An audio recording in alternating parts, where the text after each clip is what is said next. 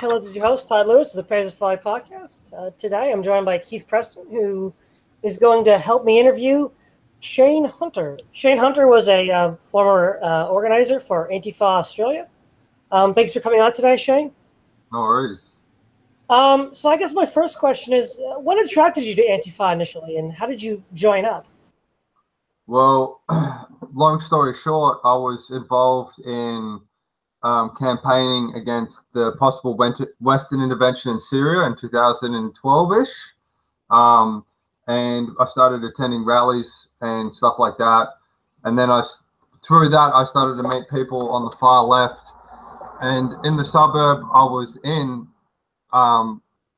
very kind of progressive suburb near the universities, I ended up going to hang out at a anarchist social center. And at the time, not a lot of my peers or my friends wanted to talk about politics, but these people were about my age and were really interested in political conversations. And then slowly I started to hang out there more and more. I guess by osmosis, I slowly sort of took on the ways of thinking about the world. I guess I was a little naive. And then I was hanging out with the anarchists for about maybe a year or some time, and then, involved in other campaigns. I came to believe that I shouldn't just be campaigning against the possible war in Syria. There's all these other systems like capitalism and the patriarchy and all this kind of, these big metaphysical concepts. And then war was a symptom of them. And in order to stop the war, I had to address these other things. And so I was doing that. And then this guy came up onto the scene who said he'd been in Europe fighting Nazis, and he had a scar on his head from fighting the Nazis where a Nazi tried to stab him on a bus. And I was sort of, I guess, naive, and I was like, oh, wow, oh, full on. When in actuality, the scar is probably just from where he fell off on a swing or got the part of his brain removed that is responsible for his better judgment. And then he was really obsessed with, we need to fight the fascists, we need to fight the fascists. And at the time, the far right was such an insignificant presence in Australia. I mean, it's bigger now. I'll probably argue later, maybe because of Antifa. But and then we started, organizing rallies and stuff against these minor far right wing groups, which were doing their anti-immigration forums and stuff like that. And that was the beginning of it. That's how I got into it. Okay. When did you begin to realize that Antifa wasn't really working out, or there was something fundamentally wrong with the institution?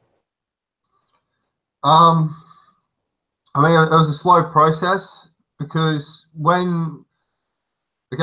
me, I'm at the point where I don't subscribe to any ideology, and I think ideologies, create dogma, and I think evil is the force that assumes absolute knowledge. So that's why Marxist or fascist societies become quite totalitarian and brutal. But for me, it was a slow process.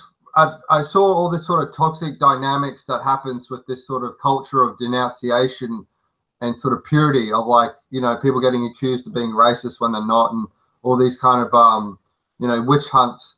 But at first I thought, oh, it's not the ideology, it's not the goals or the vision of the anarchists, and by sort of association, the anti-fascists. It was just that there's a few bad eggs. And then over time I started to think about it and thinking about, well, what about the Streisand effect? So the Streisand effect is a phenomenon that when you try and censor some information, you actually end up bringing more light to it. So, for example, the Streisand effect is called that because some photographer took some photos of some houses, and Barbara Streisand's house was one of them.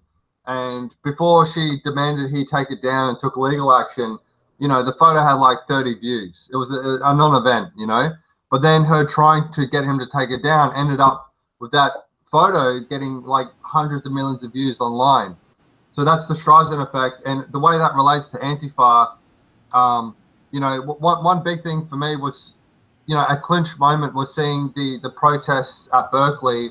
Milo is not far right. He's center right. I don't necessarily agree with everything he has to say, but I think he's allowed to make his point. If anarchists believe in a free society, a question I started to ask was, will people like Milo be allowed to speak?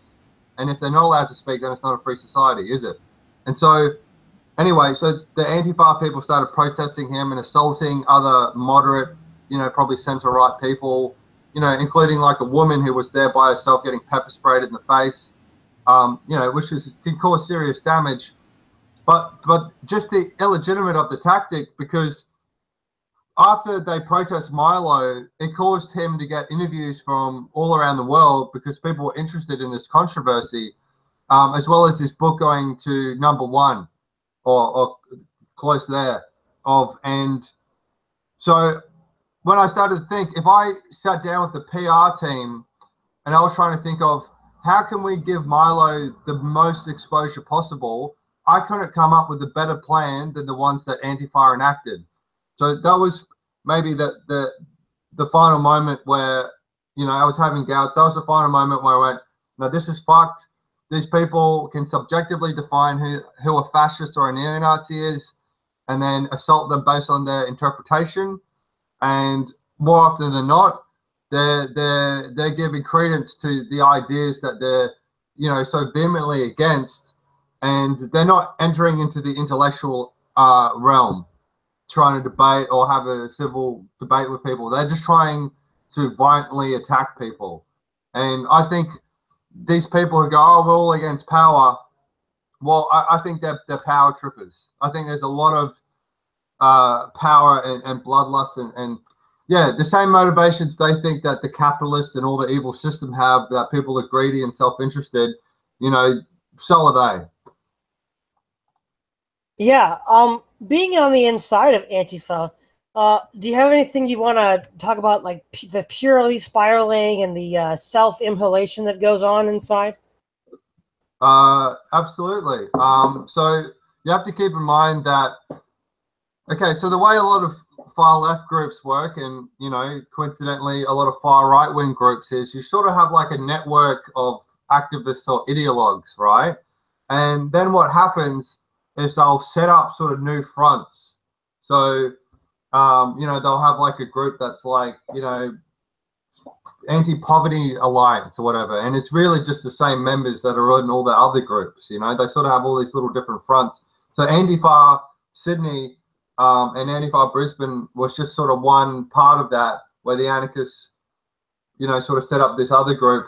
But in the anarchist subculture, there was all kinds of crazy dynamics. Like, one story that I shared was there was a party where someone had an epileptic fit, and there was all these sort of far leftists at the event, uni students and some of the anarchists, and there was a disagreement over what to do about the situation, whether to call an ambulance or not. And instead of two adults trying to navigate a semi-serious situation, it turned into someone was being a racist, a transphobe, and a sexist, because they disagreed with someone. And so the two people involved, one of them had been an activist for 10 years and done a lot to further the gay marriage campaign for about a decade, long before this was an issue in the public light, So you think from the far leftist perspective that this guy who's done so much campaign work over 10 years and is such a hard worker would, be respected and given the benefit of the doubt, because he had a disagreement with someone who identifies as a transgendered, indigenous, and is blind. The victim hierarchy meant that person's accusation that other person who clearly isn't a racist, sexist, or a transphobe, now this culture of accusation equals verdict. So the Black Rose, which was this anarchist social center that I got radicalized at, they apparently had 3 or 5, up to 5, but maybe just 3 meetings discussing what to do about this other individual who wasn't a member of this collective, and who felt very hurt and felt like he was being his character was being assassinated in the community he cared about, and he wasn't allowed to speak to any of these accusations because they didn't want to give a platform to a racist and a transphobe and a bully. So, you know, there's so many high school gossipy, bitchy kind of things. Like in the same way that they use, you know, the term racist or sexist to denounce someone they disagree with who might not be those things, they'll do it to each other internally. And, you know, they use this sort of it's a form of cry bullying, because you go, oh, I'm a victim, and, you know, I interpret myself as a victim, and therefore you're victimizing me, so I'm justified in bullying you now. And so I'd witness all kinds of this cry bullying happening, and no one would ever speak up against it, because people would either witness it happening and be too scared to speak up, which is a hallmark of totalitarianism, or they would be stupid enough to go along and believe it. Yeah, one of the things is when you left Antifa, I imagine there was a lot of people that viewed you as a traitor. And I saw on your Facebook that they were even getting the news on their side to attack you. So maybe you could close a little bit on that. Yeah, so there's so in Australia, the Australian Broadcasting Commission, the ABC, is sort of our public TV station down here. And, you know, they do a lot of good programs and stuff, but they've got a left-wing bias for sure. You know, usually just center-left. But it's this thing now in this this age of a culture war, where it seems that people who are leaning left will forego their principles and endorse the more evil, ugly, scary, far flank of the left. They won't call them out, because as long as we're attacking the right, that's all that matters. We just want to beat the right. And so this media watch that they ended up doing this this segment on their show about the article, where they kind of tried to attack and dismiss the claims of what I was saying. And I thought it was outrageous, because in this media watch clip, they show Antifa attacking a center-right journalist called Andrew Bolt. And I don't agree with a lot of what he has to say, but, you know, what is this principle? We're going to live in a society where you can attack conservative journalists and you don't have to debate them? Because when you do that, you're entertaining the principle that the far right should be allowed to attack center-left journalists. You know, so this media watch guy showed the footage of Antifa doing that, and then, while trying to discredit me, referenced as a source to discredit me Antifa Sydney's Facebook posts. So he's citing a group he's already shown assaulting a journalist as a credible source. You know, I thought it was quite disgusting. But their priority was to attack the more center-right media source of news.com.au, and as long as they're doing that, you know, that's fine. So that seems to be the tendency, where it's not about principles anymore. It's about power, and that's unfortunate. Yeah, Keith, this is an interesting segue. Why don't you introduce the story of Vince and Antifa, and we'll talk about the sort of almost implicit racism of Antifa. Yeah, well, the Antifa movement in the United States has started to get a lot of attention in, I guess, this year. I guess since Donald Trump was elected, because they staged a riot at Donald Trump's inauguration, and then we've had some violent street fights between Antifa and other leftist groups, and then the far right, and including one where people were killed. So that movement has started to get a lot of media press in the United States. But a few years ago, there was an incident where we have one of our associates at attackthesystem.com. We have a website, sort of a heterodox website and collective called attackthesystem.com. And there's one gentleman that is part of our collective who was a Native American and an indigenous person. And he was actually barred from speaking at a leftist event because of his association with us, because of his association with Attack the System. And a lot of it had to do with me personally, because they consider me to be a fascist or a neo-Nazi or a white supremacist. Now, my own politics are sort of a heterodox anarchism. I suppose I'm sort of, somewhere, I'm sort of a hybrid of left anarchism and libertarian anarchism and national anarchism. But I have spoken at right-wing events. I've also spoken at libertarian and left-wing events as well. But this gentleman was actually confronted by a group of about a dozen Antifa. And what he told me is that, like I said, he is a Native American. And he said that all of these guys, these Antifa guys, were threatening him. And these guys were all white guys, and then they're calling him a fascist and a Nazi sympathizer and all of that. When he's the one, minority person or person of color in the room, and with this group of about a dozen Antifa people. So I think that's really a strange phenomenon. And I've noticed this about the hard left over and over again. And that is that they seem to have this contempt from anybody that is what they consider to be from a victim group, whether it's a racial minority, a woman, a homosexual, a disabled person, a transgender person. They seem to have this contempt for anybody from a supposed victim group that does not toe the line as far as the leftist ideology. Like they seem to hate no one worse than, say, a conservative black person or a woman who says she's not a feminist, or say in the United States, a gay person who votes for the Republicans. Milo Yiannopoulos is a good example. He's a very openly, flamboyantly gay man, and yet they view him as a fascist and a Nazi because he descends from the leftist ideology. So I think that's an interesting situation. But the whole tendency of, what could be more bigoted than this idea that all these, demographics of people that they would put in their victim groups, that they're all homogenous and that they have to conform, to their politics. I mean, that is a form of a bigotry, and yeah, it's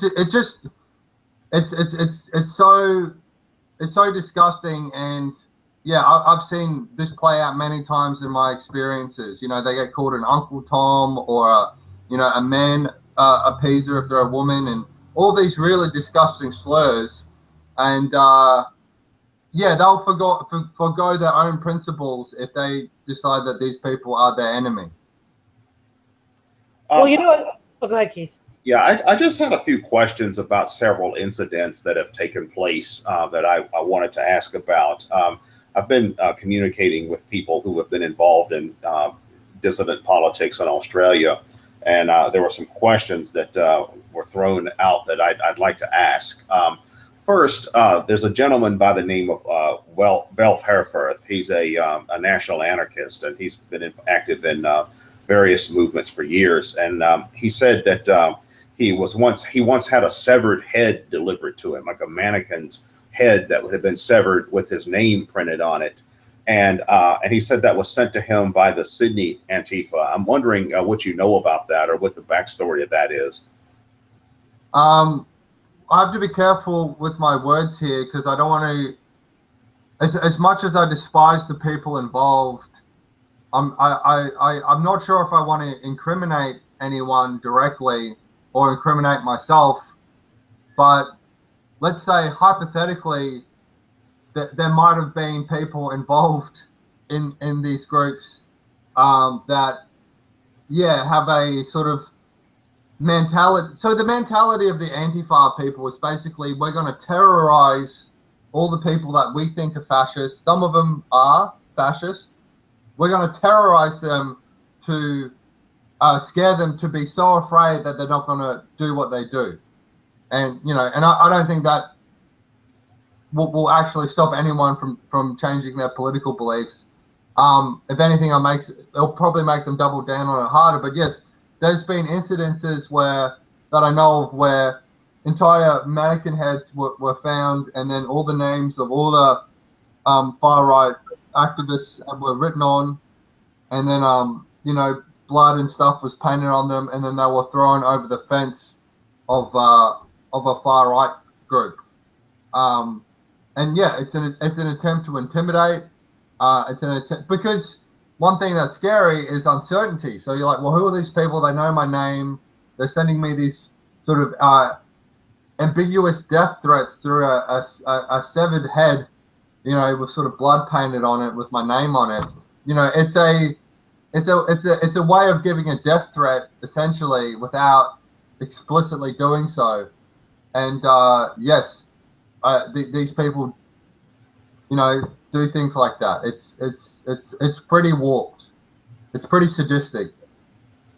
To what degree is the Antifa movement supported by more mainstream or establishment political organizations or parties or politicians? In particular, I have a question about a politician that is associated with the Greens in Australia named Lee Rhiannon. I've seen a photograph of her posing with Antifa people, and I'm wondering what the relationship is between her and the Antifa, or between her party and the Antifa. Do they actually receive support from the Greens or from people in Parliament or anything of that nature? Yeah, I can speak to that. So Lee Rhiannon is a member for the Greens, which is, you know, further left. It has a lot of far left people in the Greens, but they're not all far left.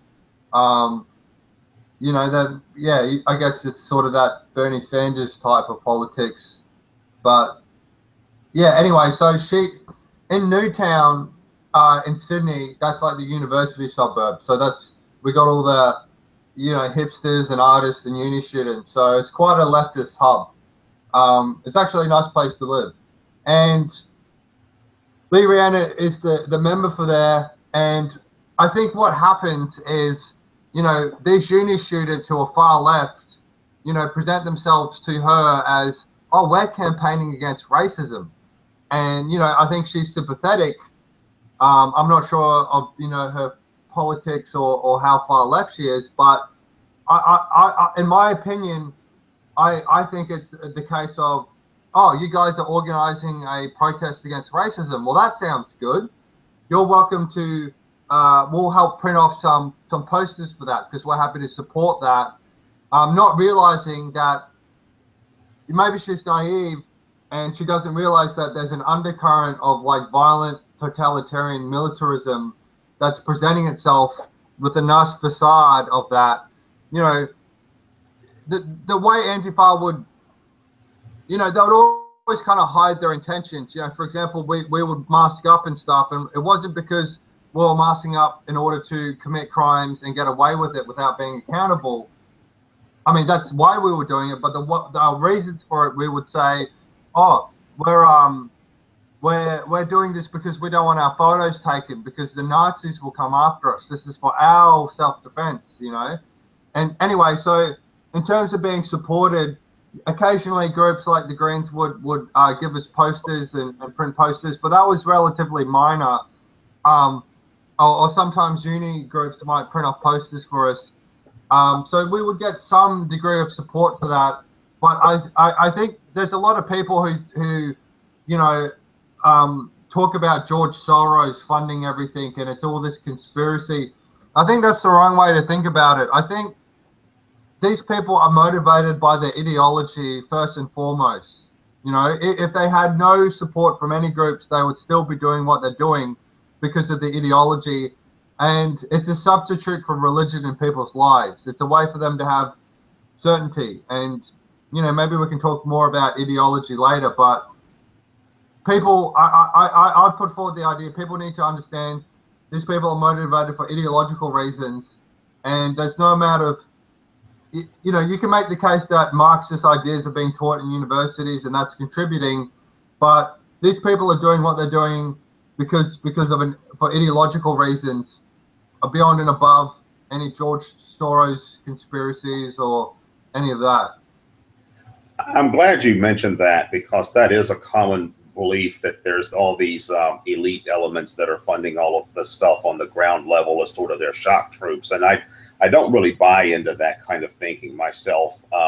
I tend to think, if anything, it's more the other way around. The way you describe the Antifa organizing, where they try to set up all of these front groups that have some sort of innocuous sounding name, like, you know, the Campaign Against Discrimination or Against Air Pollution or Animal Cruelty or those kinds of things. That's a standard Marxist-Leninist tactic. That's a tactic that communist parties have used for generations to try to embed themselves in different kinds of movements. So it's nothing new at all about that. That's true, but there's also a tendency for the far right to do that somewhat similar. Yes. That as well. Yes, yes, it's called vanguard organizing. It's a lengthy tradition of that. One thing that I have a question about is there's a fellow, an Australian, who has a blog that it's called Slack Bastard. Are you familiar with that? Yes, I am. Yeah. Is this any one thing you'd care to comment on, or who is this fellow, or what is he doing, or who's behind this particular blog? I don't want to comment on that because I don't want to encourage political violence, and that's why I'm not interested in talking about, you know, the particular identities of people involved, because if I do so, I believe that will give license to far right wing activists to enact this circle of violence and escalate things. But I think that, you know, I think that this person, you know, thinks of themselves as an intellectual. And, you know, they've been an anarchist for a long time. And, you know, it's this thing you get into when you're an ideologue, you know, oh, how do I further the cause? How do I further the goal? And, you know, this becomes your religious practice, really, you know. It's the way you serve your ideals and stuff. And I think that he's a smarter person he's older than a lot of the youthful activists and stuff.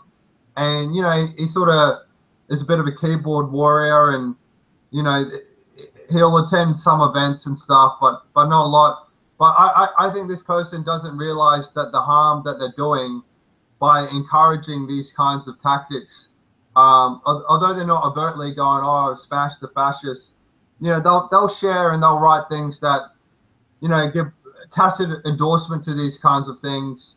And I think he should be ashamed of himself, because he's responsible for, one, A, fueling the far right, and then two, encouraging young people to put themselves in dangerous situations by not honestly talking about the dangers of violence at these rallies. And I think that's dishonest. And I think that's the thing Antifa does in general, that they encourage, you know, left-leaning people to go to these rallies. Oh, look, these people are crazy fascists. We need to stop them from, you know, creating the Third Reich, and it's encouraging people to put themselves in harm's way without people bothering to honestly talk about the dangers in these sort of counter protests. And I think that's really dishonest and quite despicable behavior.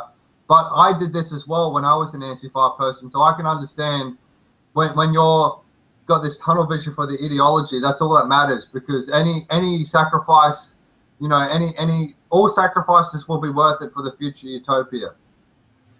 Well, turning to this issue of ideology, that it raises a lot of important points. I know that you were, I guess you were an anarcho-communist. Is that how you identified your politics during your time in Antifa? Yes. Yeah, correct.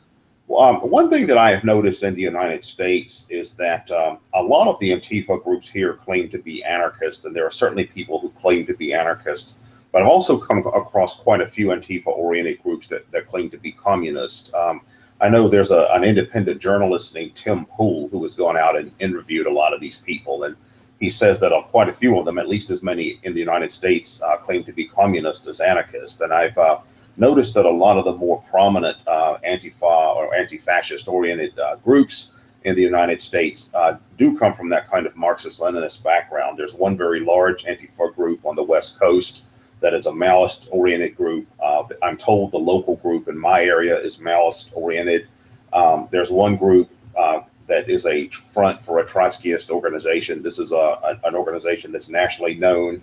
There's another group that is a front for a Maoist organization that's also nationally known. I'm wondering, in your experience in Australia, talking about the ideology, is it in Australia, do the Antifa think of themselves as communist, as anarchist? Is it sort of a hybrid leftist ideology that's just about fighting fascists? I mean, what are the goals and objectives of the Antifa as you experienced it? Well, yeah. So basically, Antifa would be the sort of broad umbrella that all the people on the far left and, you know, as many people, you know, on the center left that they could, you know, kind of trick to attending their events and stuff would take part in. And you know, it's the, you know, L. Ron Hubbard, the inventor of the wicked biological computer virus of Scientology. He has a quote which is saying, "Nothing brings people together like a common enemy." So that's why in Scientology he had to demonize psychiatry and make that the ultimate evil. And so these communist and anarchist groups that have these fundamental disagreements and have a history of going to war, you know, like in the Russian Revolution and you know, Spain or whatever, you know, that they hate each other. They absolutely hate each other, but they will forgo their differences in order to attack what they see as a bigger threat, which is the, you know, the hysterical narratives about the far right. And you know, it was so bizarre. You know, I remember at Antifa Brisbane, you know, organizing these meetings and stuff, and having all these North Korea supporters that I would never talk to before, but I was willing to forgo my principles in order to have more people, more boots on the ground, to have a stronger presence. And it was funny. I remember at the first counter rally to Reclaim Australia, which was a kind of nationalist group that had people from the, you know, the center right to all the way to the far right, where the far right were trying to, you know, take over this movement in the same way that the far left was trying to take over Occupy Wall Street or whatever. And I remember, you know, seeing people with Golden Dawn symbols on their shirt, the Greek neo-Nazi party on their side. And then I was on the microphone and looked back behind me, and there's this lunatic waving around a North Korean flag, you know? And it's just like, what? You know, you think that at that moment I would have woken up and gone, what the fuck am I involved myself in? But yeah, it's this foregoing of principles in order to, you know, have more power to attack the enemy. And what was the other question you said? What is the goal of Antifa? Was that the other part of the question? Yeah, I mean, is there an ideological objective? Is it because an issue I see with much of the far left is that it tends to be fairly reactive in nature. It's all about what they're against. They're against fascism, racism, sexism, capitalism, homophobia. So what is it that they want to achieve? Do they have any actual goals or objectives beyond? Yeah, of course. So, I mean, they want to bring about, you know, anarchists want to bring about a sort of directly democratic economy where, you know, workers will organize and overthrow the bosses and take over the workplaces, as opposed to the communist idea of having a vanguard party that takes over the state. And, you know, this is their goal, but, you know, these things are so lofty and so hard to relate to. And this is actually why I think Antifa is such an obsession with the far left, because, okay, to relate to things like, you know, racism does exist and sexism does exist somewhere out there, you know what I mean? And to remove these things is such a lofty goal, and it's so hard to relate to these abstract causes and these utopian goals that I feel this is part of the reason why they sort of witch hunt for like imaginary racism and sexism and are obsessed with the far right, because it gives them a way of tangibly relating to their ideals in the absence of how difficult it is to relate to the utopian visions.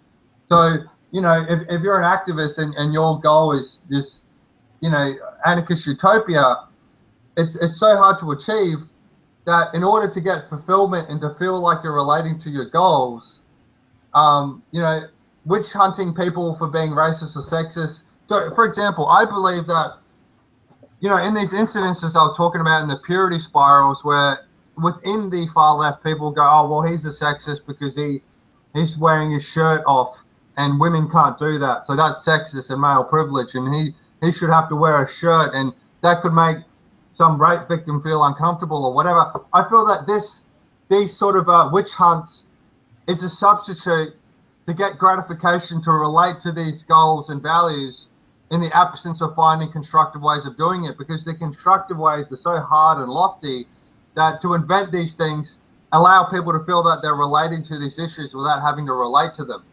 and so I feel this obsession with the Antifa thing is, if I can attack and assault a Nazi, I can get the feeling that I'm relating to these great utopian causes.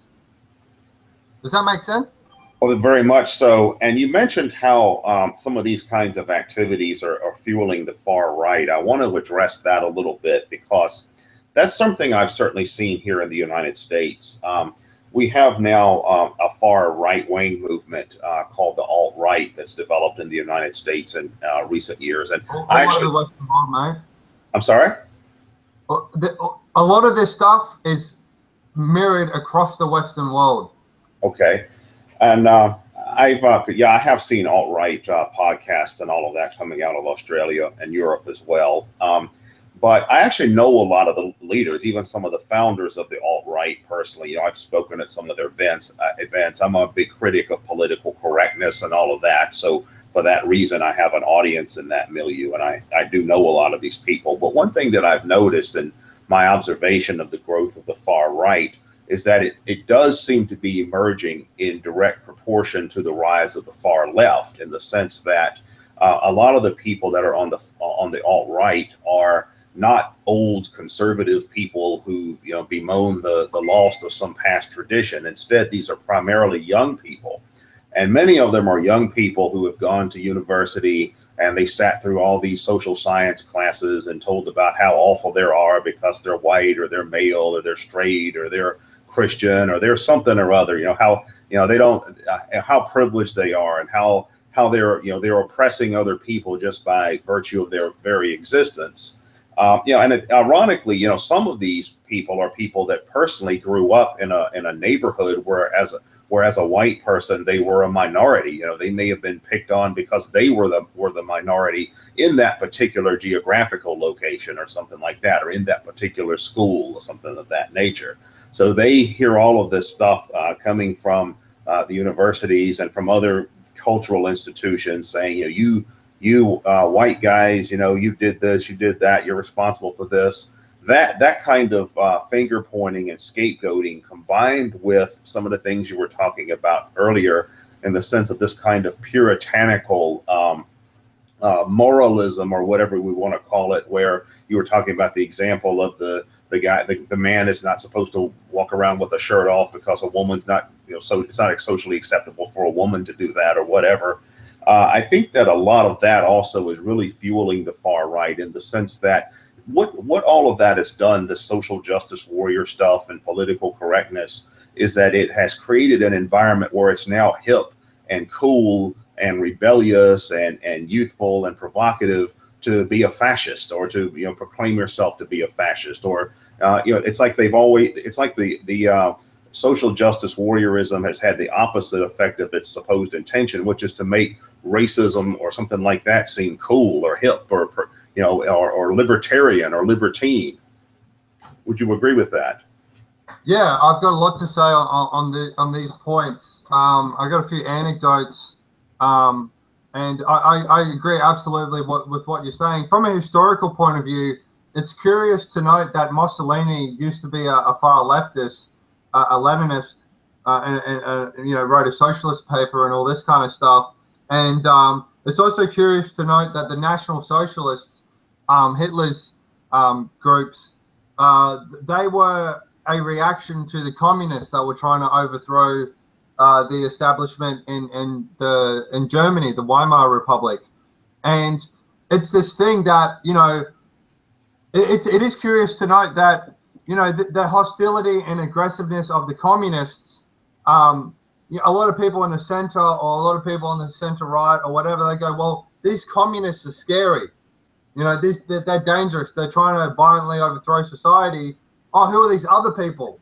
Oh, well, they seem to be against these people, so they're good. The danger is that what happens is that the left tries to get people to play these games. They create these rules. The rules are, it's okay to be violent. It's okay to overthrow people. destroyed the society. It's okay. You don't have to debate anyone anymore. And let's play identity politics. So other people are forced to play this game. So they get all these interactions that are full of resentment, where they get shamed and people are aggressive. And their impulse is to go, well, fuck you. I'm going to beat you in this game, right? And what that's the scary part, is they're encouraging people to play the identity politics game. This whole I'm proud of being white kind of shit. And this kind of it's edgy to be racist, and I'm a ethno-nationalist, and all this kind of stuff is a reaction of trying to beat the left at its game because of the resentment. And the other factors going on here is the term racist and fascist are being thrown around so much that it's devaluing the strength of these words. Like when you hyperinflate a currency, where the value of these words are becoming weaker because of its overusage. And this is creating a perfect smokescreen for actual racists and actual fascists to become more socially acceptable, because all the people in the middle, the left has cried wolf so many times with so many stupid, watered down, idiotic uses of these terms, that the average person is like, well, what, there's a fascist and a racist, mate? You've every time you've said this, I've turned around and it hasn't been the case. So it's created a perfect smokescreen for the actual fascists and racists. Secondly, because the left and the media is constantly saying all this stuff about racism and sexism being everywhere, that what it's done is it's made the racists and the fascists think that they have some huge movement. So all these people go, oh, well, white supremacy is everywhere, fascists.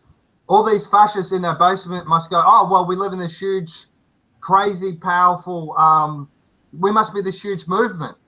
So that empowers them to become more active now, because they think they're on the rise. And the other point I wanted to make is the cycles of violence, right? Okay, it's very interesting. I'll give you an example. So in Australia, a guy called Hans Monishan was an Islamic terrorist who was up for a series of sexual assault charges. He was an Iranian refugee, and even the Iranian regime warned Australia, no, this guy's fucked in the head. You don't want him in your country. And he ended up doing the Sydney siege in Australia, where he took people hostage in a cafe, and he claimed it on behalf of ISIS. And it's interesting to note that he switched from his sect of Islam to another sect of Islam, that the sect of Islam that ISIS is, in order to commit this terrorist attack.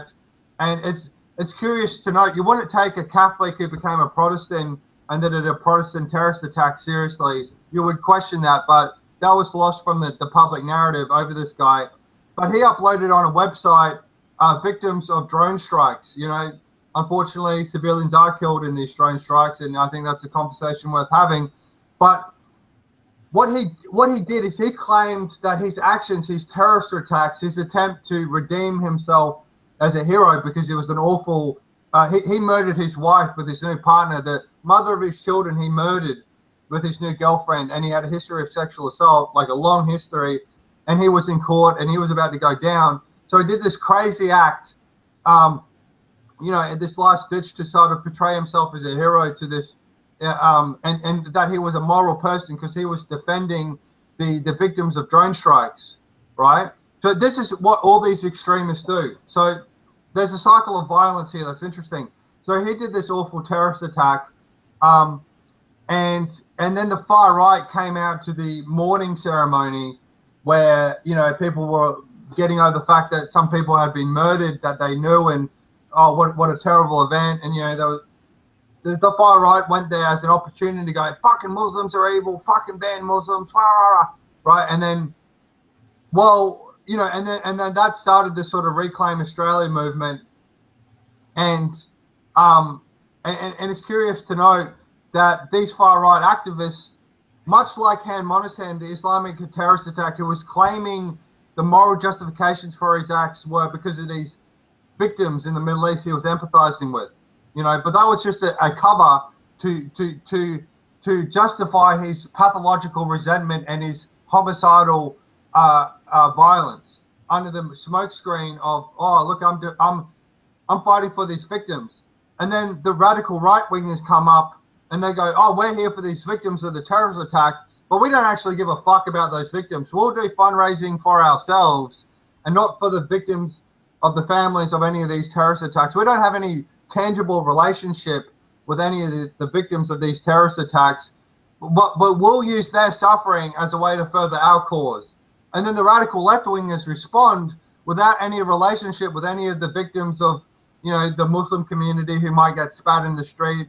They don't know any of these people, but what they'll do is they'll use their victimhood and they'll claim that they're being empathetic in order to further their pathological resentment, right? And same with Hans Monishan. He didn't do anything to fundraise to help any of the refugees in Syria or do any of this. It's empathy is just a way of hiding the pathological resentment. Empathy is the reason people will kill abortion doctors. You know, empathy is a great way for malevolent people to mask their pathological resentment and as a smokescreen for them. And there's a cycle of violence here. So you had Hans Monishan do something evil. You had the right wingers act in an evil, malevolent way, and then you had the radical left wingers act in an evil, malevolent way. And there's a cycle of violence here that goes on. And it's in my years of activism, there were a few times where I saw upward spirals of benevolence. So I once witnessed, you know, some people put on a charity event, the sort of anonymous people put on a music show for the homeless people on Christmas Day, and all the evil bourgeois society, the upper middle class and the upper class in the city on Christmas Day looked down and saw this act, and they came down from their Christmas parties with food and money for the homeless because they were inspired by the humanization of these people. And so there can be upward spirals of love and benevolence that inspires people, and then there can be downward spirals of resentment and hate that was in the example that I'm talking about before, as well as the rise of the National Socialists and the fascists and this alt-right thing that's going on. The alt-right is a reaction of the resentment that the social justice warriors have caused in society. Okay, Yeah. Todd. Yeah. About a year ago, or maybe even a little bit earlier, Shayne, you had some interesting engagements with Life, Love, and Anarchy when you were more of a hardcore ANCOM. Maybe you could tell some stories about that. Yeah, well, I just you know, agreed to do a video interview with him because I thought, you know, that I messaged him and I was like, oh, I want to debate you. I think that you're wrong about what you think, and he was you know, willing to have a debate with me. But it was unfortunate at the time because I was okay with him uploading segments of the interview, but he never uploaded it in its entirety, and I felt that it was a betrayal of honesty because it didn't allow me to have my arguments represented in the full spectrum. And I think both of us were kind of a little bit out of our minds, but yeah, you know, he's someone who I think, you know, is sort of, yeah, flirts with the far right or is in the far right. I'm going to do another interview with him, and yeah, I think he subscribes to a little bit of this Jewish conspiracy sort of nonsense. And yeah, I don't know what more I can say about that. Then I feel that, you know, like myself, he has been affected by ideological possession, and evil is the force that assumes absolute knowledge. And that's what happens when you become an ideologue and you have a narrow, rigid dogma that you think is 100% correct. Yeah, a few days ago was the 100th anniversary of the October Revolution, and Keith Preston and I did a stream on that 2 days ago. And you mentioned in other interviews and discussions the sort of interplay of the far left and communism with Antifa and certain anarchist groups. What are the lessons that can be learned that have not been learned or even have been learned from the October Revolution and all of this crazy nonsense that's arisen out of it? Sorry? Did you hear what I said? No, I missed that last part. Say it again, mate. Oh, yeah, sure. Just what are your thoughts on the October Revolution in Russia, and what are the lessons we can learn from it today when we deal with left-wing radicalism? Well, in times of uncertainty, economic crisis, and wars and stuff, you know, there's a reason that the far right, the October Revolution happened for the same reason that Golden Dawn, a neo-Nazi party, has come to, you know, somewhat of a prominence after the global financial crisis, which hit Greece really heavily. You know, in times of uncertainty, people more and more will want the certainty that ideology can bring, and they also want radical change. So the October Revolution, was a tragedy. You know, these utopian idealists, you know, took over and created an absolute hell, because they did what the social justice warriors do, and they don't allow debate. They don't believe in freedom. We can suppress it for now, because if we suppress it now, we can fight all the people who disagree with us and are trying to stop us from enacting a utopian revolution. And this is the same mistake that I think the social justice warriors make when they aren't willing to debate people. Mm-hmm. Do you have any more questions you'd like to ask Hunter, Keith? I have a couple of questions. One thing that you've touched on that I think is particularly interesting, and this is one of my primary areas of interest when it comes to these questions, is one thing that I have noticed about the hard left over the years is that, you know, my background somewhat is is coming out of the hard left. You know, back in fact, my background is somewhat similar to yours in that although it was earlier, it was in the 1980s, I became involved with the hard left, primarily because of my opposition to the war in Central America. And I saw the beginnings of some of the things that you're talking about, you know, accusing everyone of racism and sexism and all of that. I did see some of that, although back then the left was still more like it was in the 60s and 70s. It was still in the process of transforming into this kind of, PC campus culture that we see now.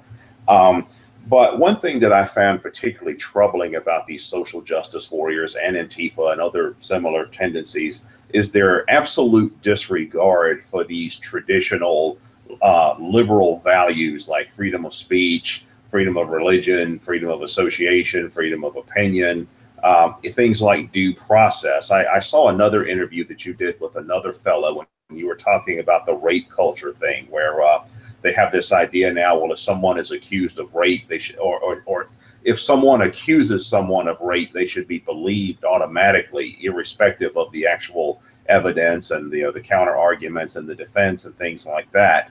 And that reminds me of is something we actually talked about on the podcast the other day about the Russian Revolution, in the sense of they essentially had this idea where they abolished justice. You know, this idea was, justice is defined by one's social position. You know, if you're part of the proletariat, you're acting justly by nature because you're defending your class interest, and these other folks are class oppressors. So, you know, you can't really do any injustice to them.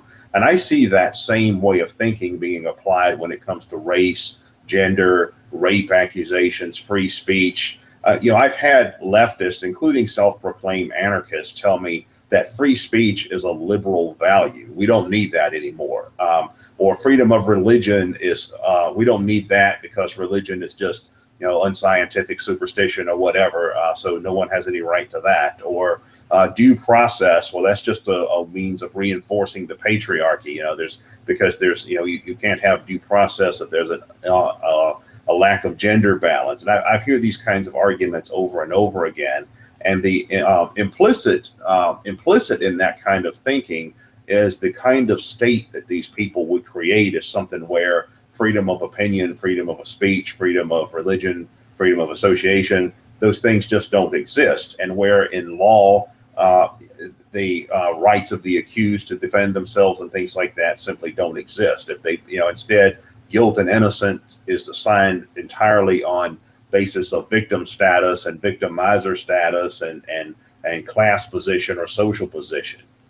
Could you speak to that a little bit more? I'd like to get your thoughts on that a bit. Yeah, it's basically just the first couple lines of the Communist Manifesto. I believe it says something like the history of the world is the history of class struggle, which is fucking ridiculous, right? But So instantly everything is about this dichotomy of oppressed versus oppressors, right? So the moral matrix of the Marxist ideology is that, and obviously the neo-Marxist movement that underpins the social justice warriors is a racialized and gendered version of Marxism, where it's not classical Marxism where it's workers versus the bosses. It's men versus women, and white people versus black people. And so they're irrationally resentful towards people in the oppressor group. White men automatically have an easier life. So basically the individual is destroyed when you create groups. You know what I mean? So they destroy the individual. The image of the individual doesn't exist for the Marxist. Marx, interestingly note, he wrote, I'm not interested in particular capitalists. I'm interested in capitalists as a class, right? There's two interesting things about that. On the one hand, Marx was funded by a capitalist, one of his mates, because Marx didn't have a job, and he created basically a whole ideology of why he was better than everyone for not having a job and living off the wealth of, the people he thought were oppressed. What a hypocrite! Typical social justice warrior.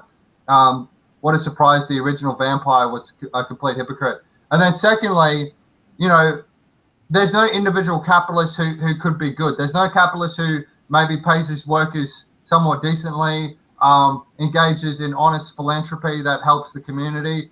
He's not interested in that. He's only interested in them as a class. So once you start grouping people like that, you destroy the individual. So the white male isn't a individual anymore who, may have been drug addicted as a teenager because he was beaten by his father and he got raped by his uncle, who's had a tremendously hard life, who's then overcome all these obstacles to work a job, who provides for the 3 women in his life that he loves, working every day, just, slightly above minimum wage. He's not an individual anymore. His suffering's not important. He is a white male. He is guilty. He has original sin. And then another thing that happens is they become irrationally sycophantic towards people in the victim group. So, anyone who's in the victim group isn't held to the same moral standards. So an example of this that I witnessed is in this Black Rose, this anarchist social center, because of this identity of politics, is, an indigenous guy, an older guy who was, probably had a very hard life. He was part of the stolen generation, and he was an alcoholic, and he was drinking, and he was drunk at this meeting, and he was just talking shit, talking over everyone, and no one was able to go, oh, mate, fucking, can you just shut up for a minute? We're trying to have a meeting. And so I eventually was the one who got him outside, and he was like, oh, shit, sorry, I didn't realize what was going on, right? But everyone was too fucking gutless to treat him with the same moral standards you would treat anyone else.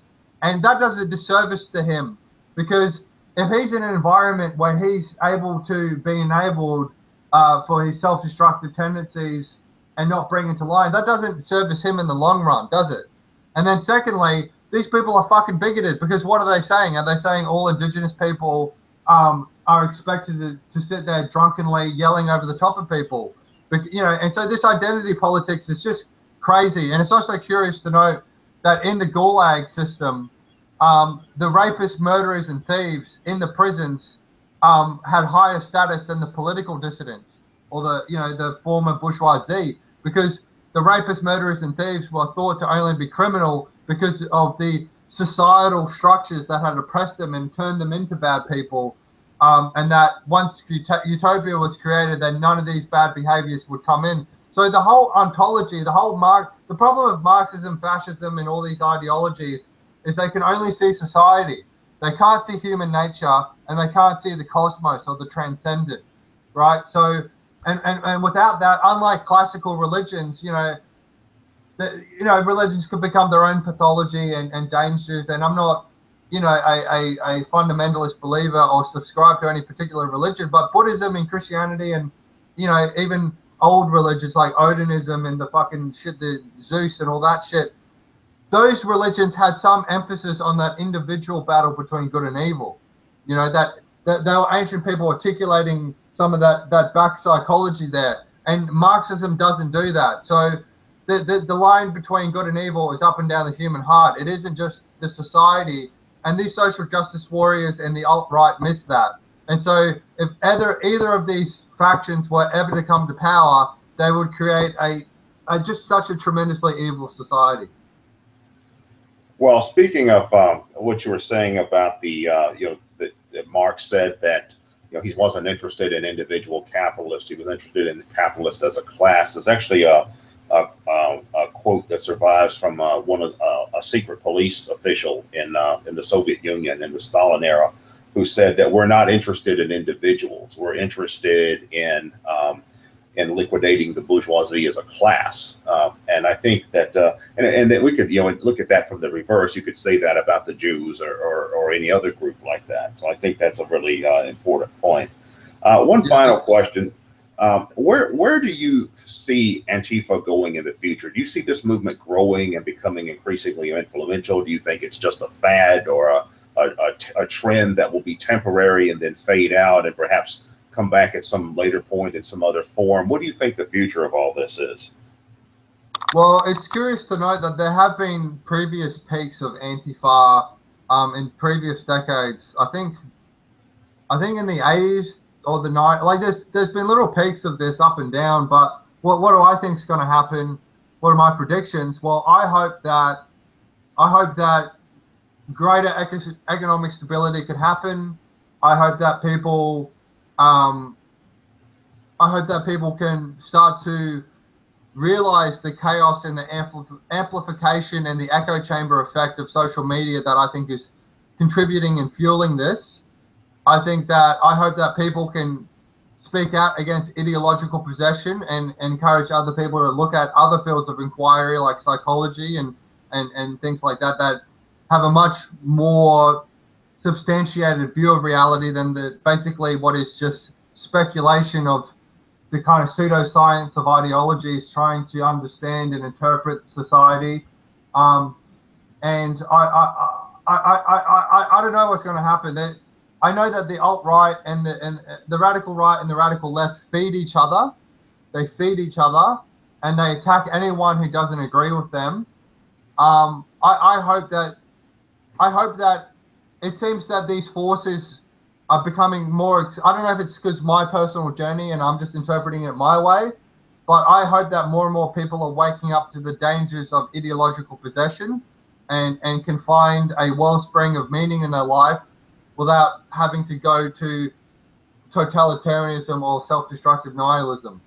And that people, look, anyone who's listening, whether they're on the alt-right or Antifa people who are, going, how dare he speak about us or whatever. My advice to these people is, like, at the end of the day, who's oppressing you? Is it the government? Is it Donald Trump? Is it the patriarchy? Is it the Jews that make you drink too much? Is it the Jews that are making you lift the beer up into your mouth? Is it the patriarchy that makes you spend your money recklessly instead of saving? Is it the fucking goddamn white nationalists that are causing you to procrastinate, sitting there watching hours of YouTube? Maybe forget all these trying to blame other people and do that difficult, hard process of take responsibility for your own life. If you want to make a better world, make yourself better and then work directly on making your life better towards your family and in your direct interactions. And maybe if everyone did that, we would be a lot closer to utopia than the false promises of any of these ideologies. Yes. Well, thanks very much for coming on, Shayne. We're about to running out of time. Is there anything you'd like to end with before we wrap this up? So what's going on with the, I think this is, just before I go, I'd like to ask this question and what's going on with this sort of ethno-nationalistic aspect of the national anarchist movement? Can you speak to that? That would be more you, Keith. Yeah, well, national anarchism is a tendency that was developed some years ago by Troy Southgate and some others. And as I interpret it, I'm really only on the periphery of national anarchism. I wasn't involved in founding it. But from my understanding of it, and I know many of the leading figures in national anarchism well, but my understanding of national anarchism is that it's largely just about self-determination for all. It's really just about everyone is entitled to have their own identity within the face of a kind of globalizing cultural homogeneity that's kind of imposed, by the by consumer culture, by Americanization, and all of these kinds of things. And it's not about rejecting or hating other identity groups. It's not about being against black people or white people or any of that. At least that's not how I see it. I see it being more like more about just the self-determination principle. It's about free association to form communities that are self-managed or self-determined in their own way. And it's there's a slogan in national anarchism that I think is interesting. It's called "Smashing All Dogmas." In fact, there's actually going to be a new National Anarchist magazine coming out soon, and I have an article in it called "Smashing All Dogmas." It's similar to what you're talking about. It's the idea of moving past these kind of quasi religious, almost like a religious fanatic attachment to all of these other ideologies, fascism, Nazism, communism, and all of these other things, including anarchism. So what would you say to people who say that national anarchism is a attempt to recreate the third position? And what would you speak to about the founder of national anarchism being a former neo-Nazi? Well, it would be best to ask them directly, the individuals you're talking about, because they're capable of speaking for themselves. Now, as far as I know of Troy's background, he was in the National Front in England, but it had moved to sort of a left nationalist position at that point. What was the first part of your question? What would you speak to people who say that national anarchism is an attempt to reinvent third position? So National Socialism is third position, right? It's like, oh, well, we're not the capitalist liberal system and we're not communist, we're this other thing. Well, I suppose anything that's either anti-capitalist or anti-communist could be a third position. I don't know that national anarchists necessarily identify as third position, as some do, but I don't hear that term being thrown around very often in national anarchist circles. If anything, I come across more and more national anarchists nowadays that are more into things like environmentalism and anarcho-primitivism and some of those kinds of things. You do have some people in national anarchism that I've encountered that had ethnic beliefs or even racialist beliefs, but I don't know that that's really the definitive element of national anarchism. A lot of people that I've met in national anarchism don't really seem to have ideas along those lines. It seems to be a sort of a very, I'd say it's a very diverse movement with no real clear set of dogmas. And just one final follow-up question. If it doesn't have any clear set of dogmas and stuff, then what is it? Well, that's a good question. I would say national anarchism is just about self-determination for everyone. It's about anybody that wants to form a community with an identity theme of its own or a common set of values that fits within the national anarchist paradigm. I actually wrote up a summary of the National Anarchist Conference that we had in Madrid earlier this year. And in that article, I wrote up a summary of some of this whole idea of self-determination for all. You can form a community that's left, right, or rooted in Scientology or Islam or whatever you want. And that's fine. I mean, it's more of the free association principle. It's more like libertarianism, although it's not the kind of doctrinaire capitalism that you find in libertarianism. It's like anarcho-capitalism or something like that.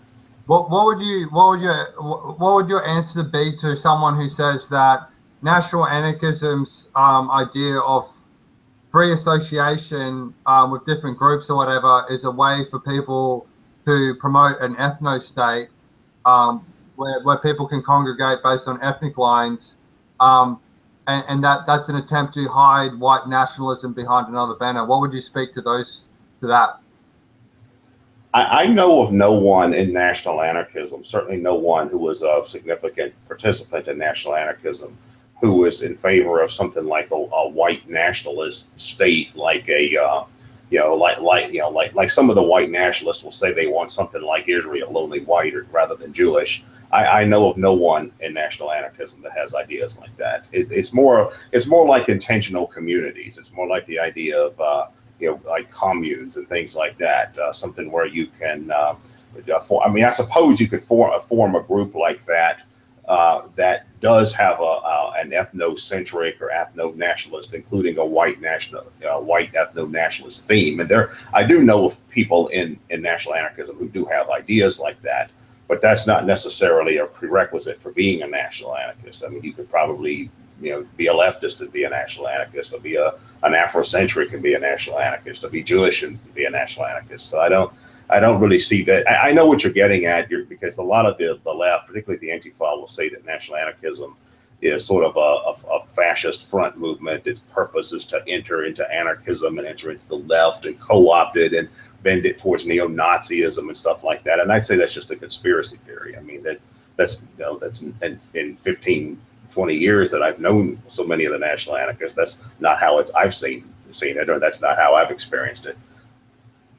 Cool. All right. Well, thanks for the interview, guys. Maybe we'll talk again sometime.